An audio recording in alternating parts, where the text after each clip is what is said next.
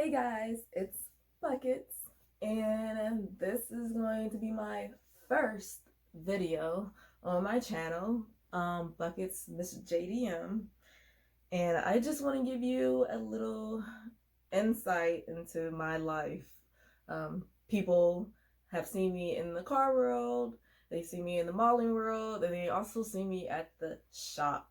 So I live all those places and people are like, let's know a little bit more about you because you're interesting. So I'm here to give you that. If there's anything else that you ever want to see, you can always ask, and I'll try my best to give you what you want. You know, limited. But yeah, come check out my channel and like, comment, subscribe.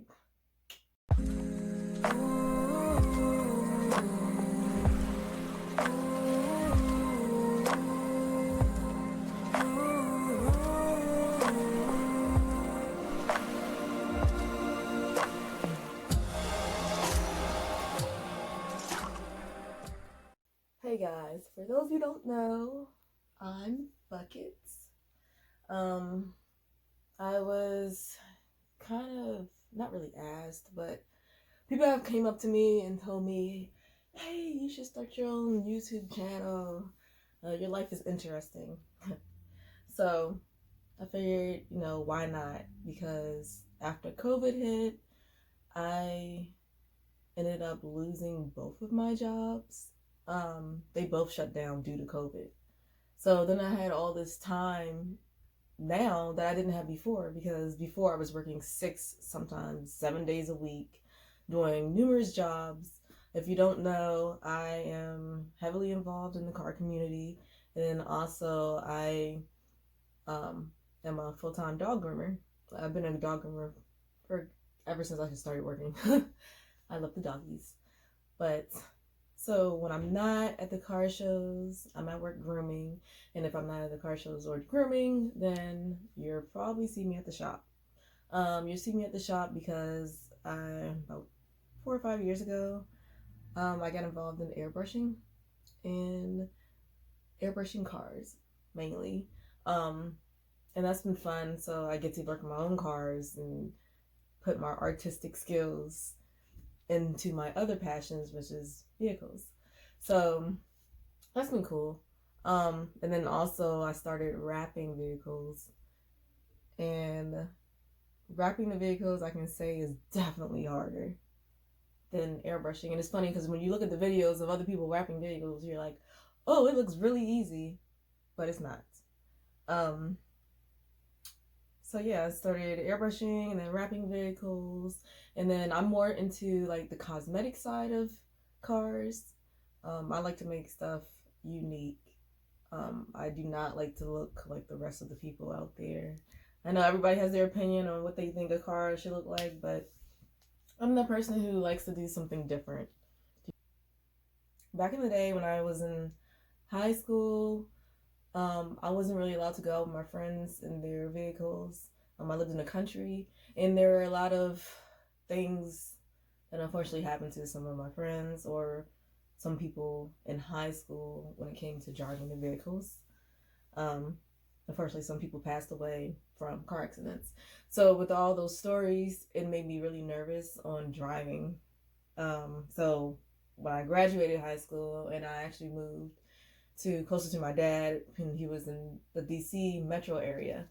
So I went from the country to the DC metro area, and when it came time for me to, right after graduate, of course I got a job. So at that time, I was still a little nervous about getting a driver's license, especially in DC. People drive a little aggressively, so it made me a little nervous. So I ended up getting a job as a dog groomer. Imagine that. I love the dogs. So I ended up being a dog groomer at Petco.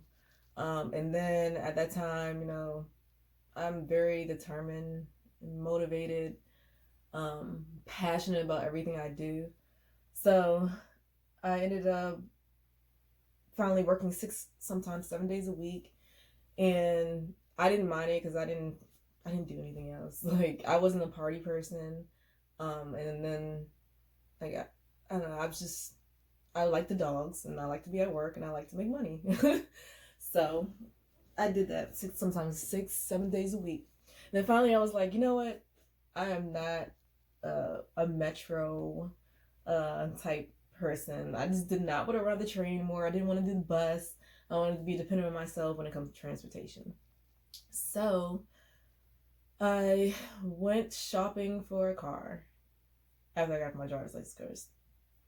And when I got my driver's license, I took lessons and eventually I felt comfortable with it. And then finally I was like, okay, I'm going to get a car.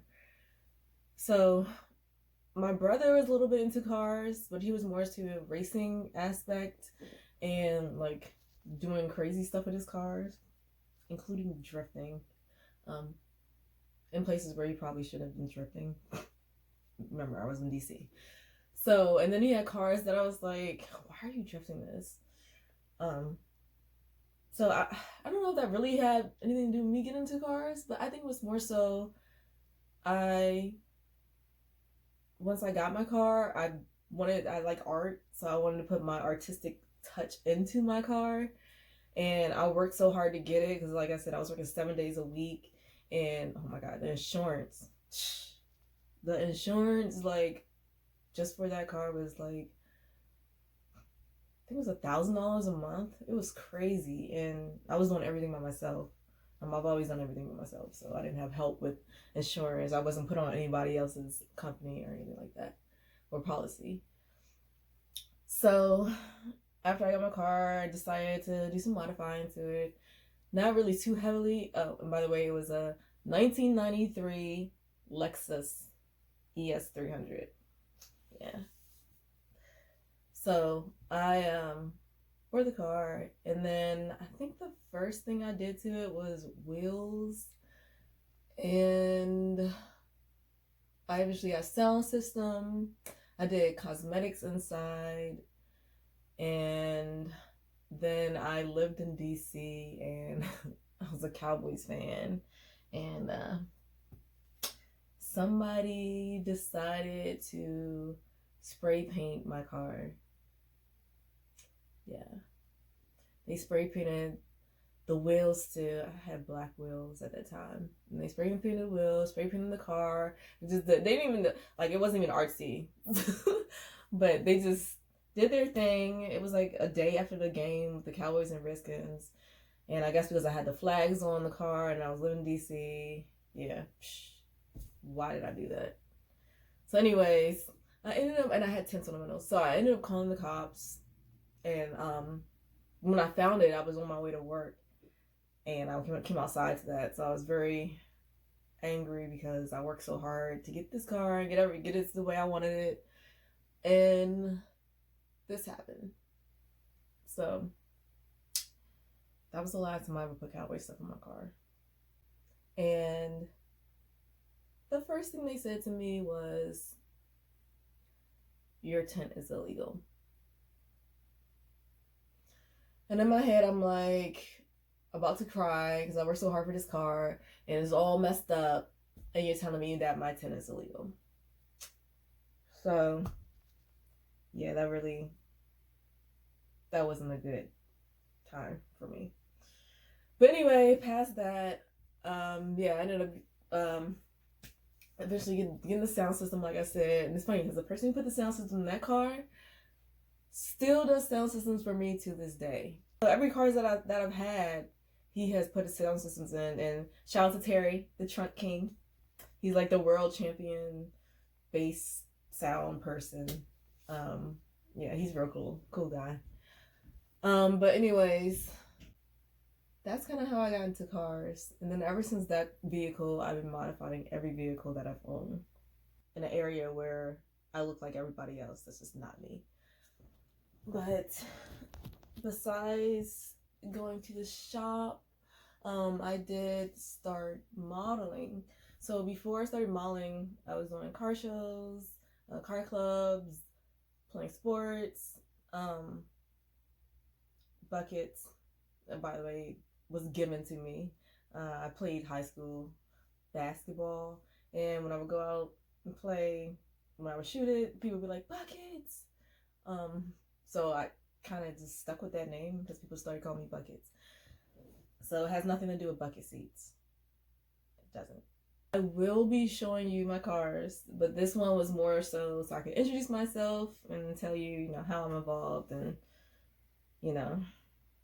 that I'm just not one of those car chicks that are just, hey guys, I'm a car chick,